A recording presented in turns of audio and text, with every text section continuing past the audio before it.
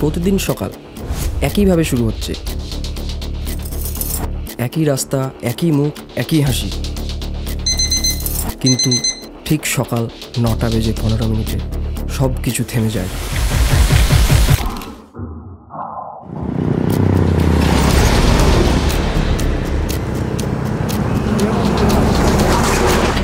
আর তুমি যতই চেষ্টা করো, ফলাফল বদলায় না।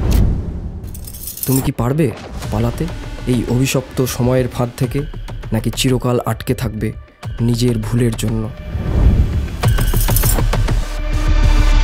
অতীত তোমাকে তাড়া করছে, একটা ভুল সিদ্ধান্ত, একটা লোভ, যা হয়তো কেড়ে নেবে তোমার প্রিয়জনকে।